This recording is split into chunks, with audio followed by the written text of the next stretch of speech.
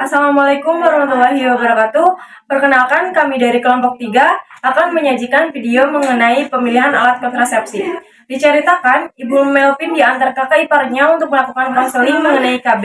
Setelah disebutkan oleh bidan, Ibu Melvin lebih tertarik dengan pil KB. Lalu bidan menjelaskan cara pakainya, kelebihan, kekurangan penggunaan pil KB. Selamat menyaksikan. Assalamualaikum. Salam. Silahkan masuk, Ibu. Ya, silakan duduk ya, Ibu. Saya tutup dulu pintunya ya, Bu. Ya, Bu. Bentar ya, Bu. Saya mau panggilkan dulu Ibu bidannya.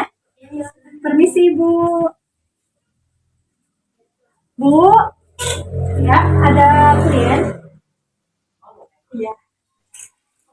Oh, selamat pagi, Ibu. Pagi. Pagi, Bu Bidan.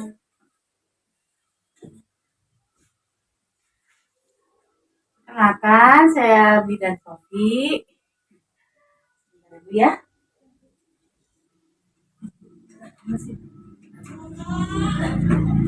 Saya biodatanya dulu ya, Bu ya. Dengan Ibu siapa? Bu Melvin.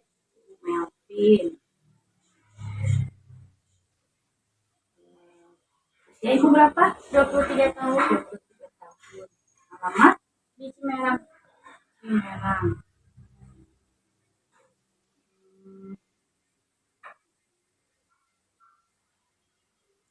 Ini aja ya. Mana Bu ada yang bisa saya bantu? Apa memang ada aturan? Ibu, saya baru melahirkan 1 bulan yang lalu. Saya sama saja saya mengikuti program KB. Apa gitu yang buat cocok buat saya gitu, Bu? Oh, baru melahirkan ya Bu. Berarti dede bayinya baru 1 bulan ya? Iya. Baguslah kalau misalnya Ibu ingin lebih fokus sama dedenya dulu, jadi biar nggak hamil dulu ya. Ada beberapa macam KB sebelum harusnya Ibu kesini didampingi sama suami, jadi suami juga tahu apa yang bisa dipergunakan, itu yang nyaman itu apa aja. Teteh mau nikah juga? Enggak, saya ngantar doang. Ini kan kebetulan suaminya lagi kerja di luar kota, jadi mempercayakan semuanya kepada saya gitu sebagai kakak iparnya. Sebentar ya, saya ada beberapa tentang KB. KB itu Bu ada macam-macam ya, ada KB AKDN, pil, suntik 3 bulan, suntik bulanan atau suntik 1 bulan sekali ya. Terus ada AKBK sama vasektomi. Kalau vasektomi biasanya itu untuk pria ya, tubektomi, kondom juga untuk pria dan MAL. Nah, dari semua alat kontrasepsi yang tadi saya sebutkan, Ibu mau saya jelaskan yang mana? Yang pil aja deh, Bu. Yang pil coba ya. Pil. Yang pil.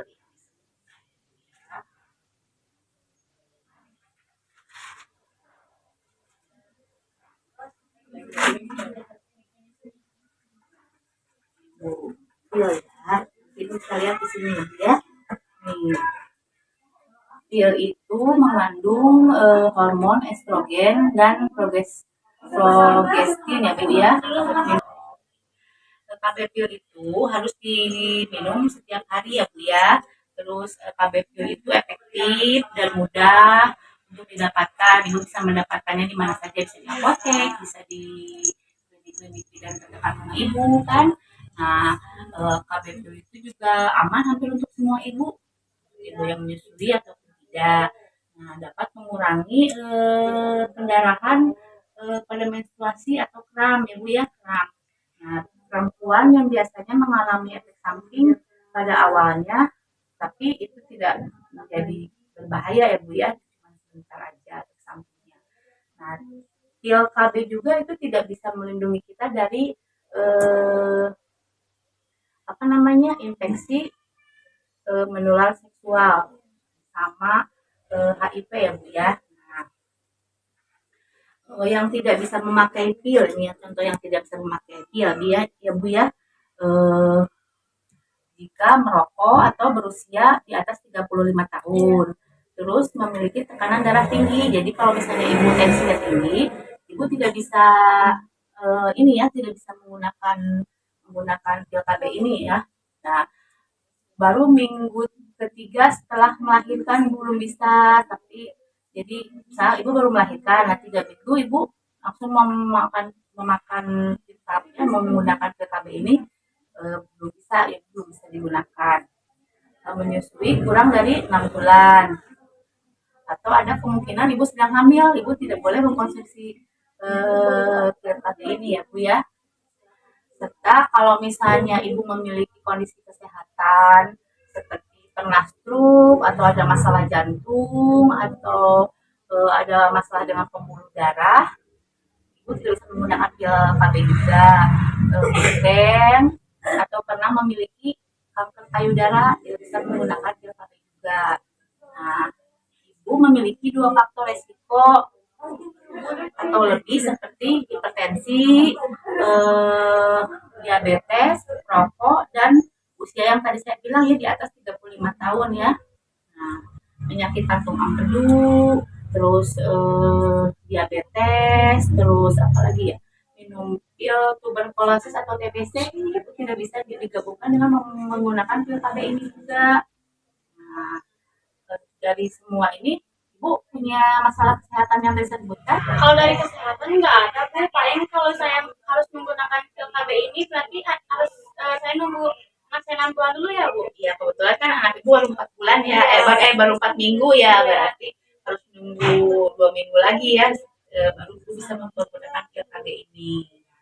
Selain yang ini yang tadi saya jelaskan yang tidak bisa pakai pil KB, nah ini Bu, ini efek samping dari penggunaan pil KB. Efek samping dari penggunaan pil KB ya, sebagian besar sih tidak berbahaya, bukan maksudnya bukan tanda adanya penyakit. Banyak perempuan sih kalau menggunakan pil KB itu tidak ada keluhan ya, biasanya hilang kalau setelah beberapa bulan kalaupun ada keluhan.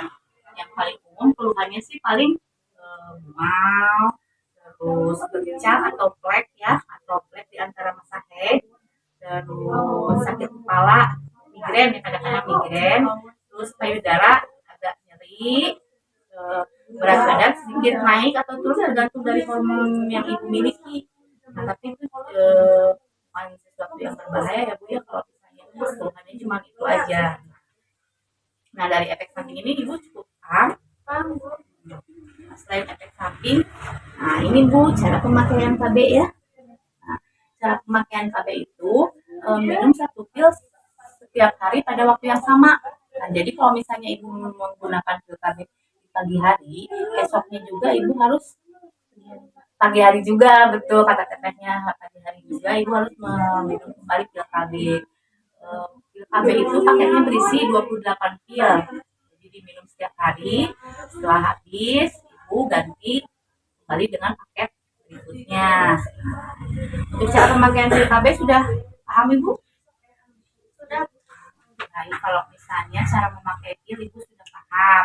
Nah ini Bu, jika lupa minum pil KB ya Bu ya, usahakan selalu minum pil KB setiap hari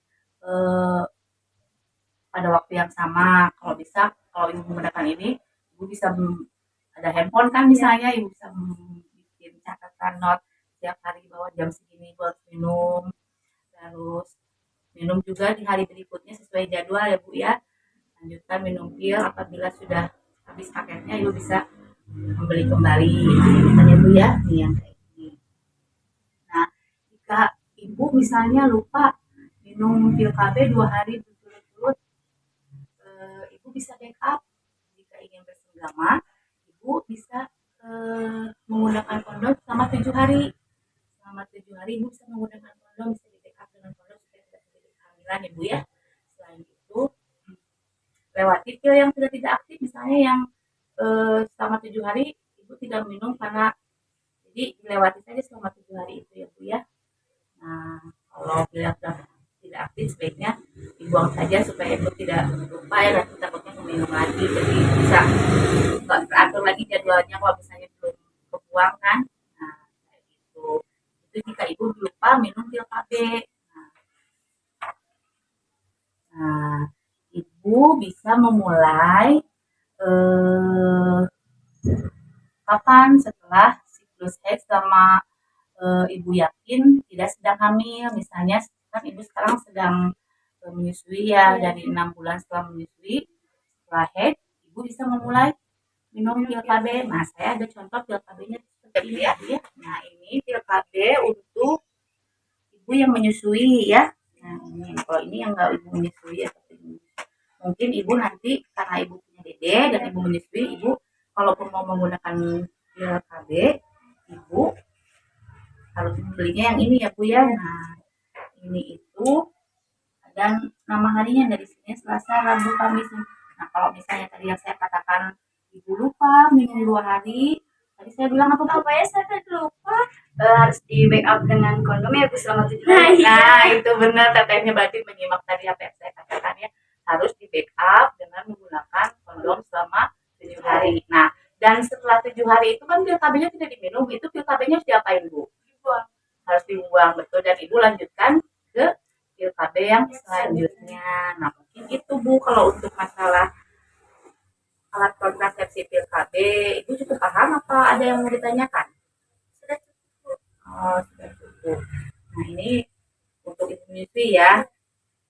Sebelumnya saya juga ada beberapa ini nih Bu, ya, ada beberapa leaflet yang bisa ibu bawa ke rumah.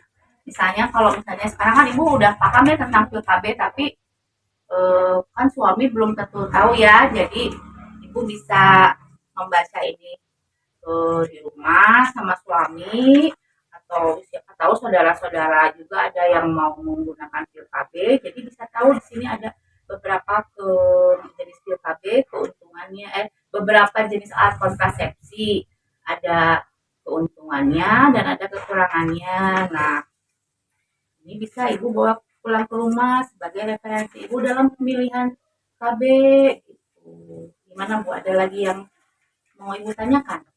Sudah cukup Bu bilang. Berarti ibu sudah cukup paham ya Bu ya. Nanti kalau misalnya ibu sudah cukup paham dan sudah berdiskusi dengan suami, sudah tahu apa KB yang akan dipergunakan, ibu misalnya saya nggak cocok dengan suami, jangan pakai ini takutnya lupa atau gimana, atau mau menggunakan aplikasi yang lain, ibu bisa baca di sini ya Bu ya, dan ibu bisa kembali lagi ke sini, nanti bisa saya bantu atau bisa saya ya, bantu ibu atau jelaskan kembali apa yang ibu mau pergunakan. Ini bisa bawa pulang, ini bisa ibu diskusikan sama suami kalau suami pulang. Terima kasih ya Bu atas informasinya. Kalau begitu saya pamit pulang dulu ya Bu. Sama-sama Ibu, terima kasih kembali Ibu percayakan konsultasi kepada saya ya Bu ya. Baik Ibu, nanti kalau misalnya ada apa-apa lagi mengenai penggunaan alat kontrasepsi atau Ibu sudah mempunyai pilihan mau menggunakan PKB atau alat kontrasepsi yang lain, Ibu bisa datang kembali ke sini ya Bu ya. Baik, kalau kayak gitu Ibu. Kalau begitu pamit ya Ibu. Terima kasih. Udah Bu. Sudah iya. Makasih ya Ibu, hati-hati di jalan.